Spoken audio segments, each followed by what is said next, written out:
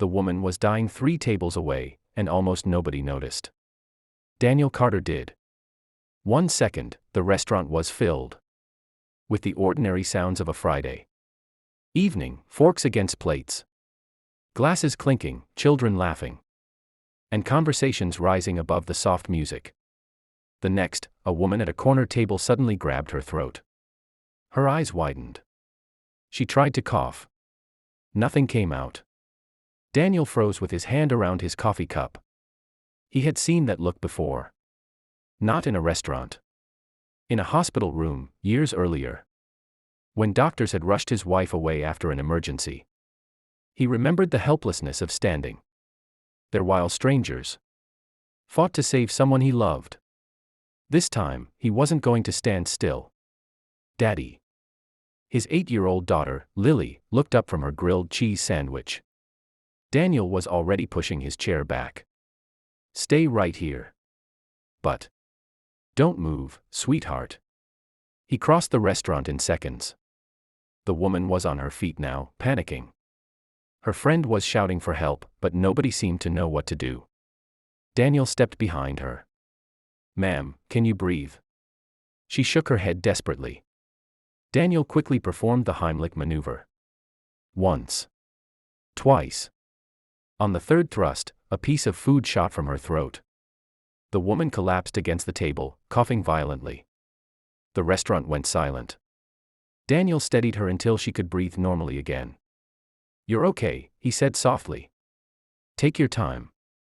Her face was pale, and tears had gathered in her eyes. I thought. I know. She looked at him as if he had somehow pulled her back from somewhere dark. Thank you. Daniel gave her a small smile. Anybody would have helped. But the woman shook her head. No. They didn't. Daniel glanced around. Nobody said anything. He suddenly felt uncomfortable with all the attention. So he returned to his table. Lily was staring at him with enormous eyes. Daddy, she whispered, you saved her. Daniel sat down and picked up his coffee. I helped her. Isn't that the same thing? He smiled. Maybe a little. Lily looked toward the woman. Are you sure she's okay? She's okay. The woman was still sitting with her friend, breathing slowly now. Every few seconds, she looked toward Daniel. He didn't think much of it. People helped people. That was all. At least, that's what Daniel believed. He was 38, a single father. And had learned over the years that kindness didn't always come with applause. Most days, it looked like packing Lily's lunch before sunrise.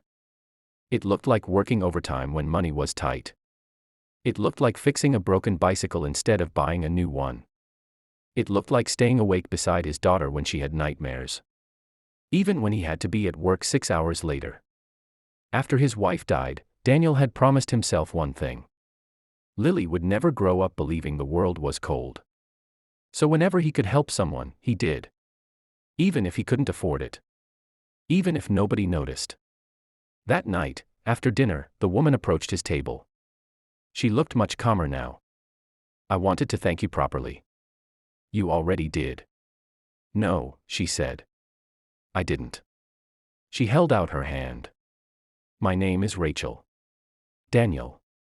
She shook his hand. Then she looked at Lily. And you must be the little girl who was waiting patiently while your dad played hero. Lily smiled shyly. My name is Lily.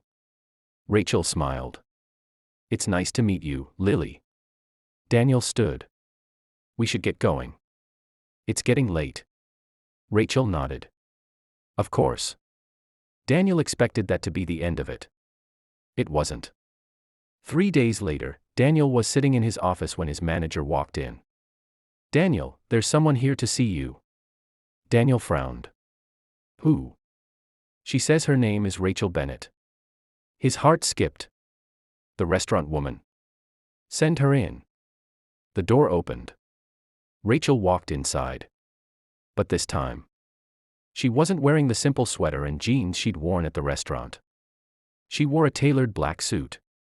Behind her stood 2 assistants. Daniel slowly stood. Rachel smiled. Hi. Hi. He looked confused. You work here? Rachel laughed softly. Not exactly. She placed a folder on his desk. Daniel looked at it. Then looked at her. What is this? Open it. He did. His eyes widened. It was a job offer. A serious one. A position with a salary nearly double what he currently earned. Full health insurance, paid childcare assistance. And a flexible schedule for parents. Daniel stared at the paper. I don't understand. Rachel sat down. I own Bennett Foundation. Daniel knew the name. Everyone did. The Bennett Foundation funded children's hospitals, food programs, scholarships, and community shelters across the country. Rachel leaned forward. When I was choking, my friend froze. The waiter froze. Everyone froze. She swallowed. But you didn't. Daniel looked uncomfortable. I just helped. I know. She paused. That's why I came here. Daniel shook his head. If this is some kind of thank you gift, I can't accept it. Rachel smiled. It's not. Then what is it? A position. Daniel looked at the offer again. Why me? Because I spent 3 days thinking about what you said. What did I say? Rachel smiled.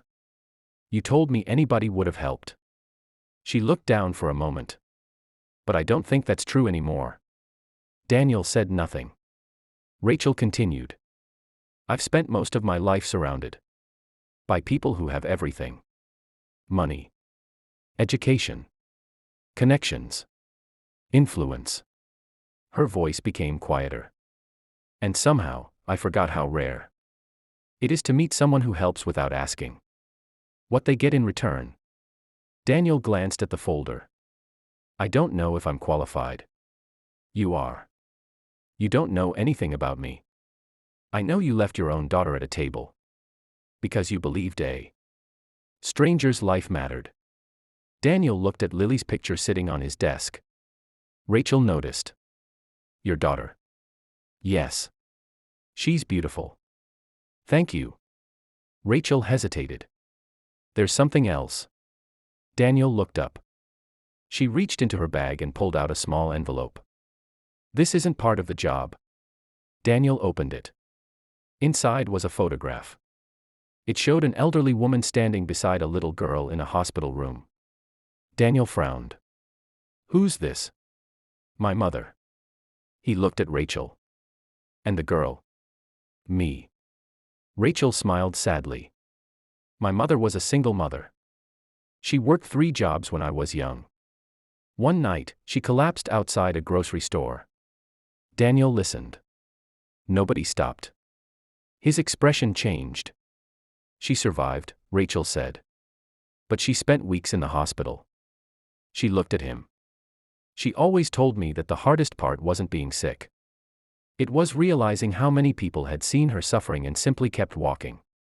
Daniel slowly folded the photograph. That's why you started the foundation. Partly. Rachel looked toward the window. She died 6 years ago. I'm sorry. Thank you. For a moment, neither spoke. Then Rachel smiled. She would have liked you. Daniel laughed quietly. I think she would have liked Lily more. Probably. The tension broke. Daniel looked again at the job offer. Why does it include childcare? Rachel smiled. Because you're a father. I can manage childcare. I know. She pushed the folder toward him. But you shouldn't have to choose between being a good father and having a decent career. Those words hit Daniel harder than he expected. For years, he'd carried the quiet shame of every missed opportunity. Every time he'd turned down overtime because Lily was sick. Every promotion he couldn't accept because the hours were impossible. Every time he'd counted money at the kitchen table and wondered whether he was failing his daughter.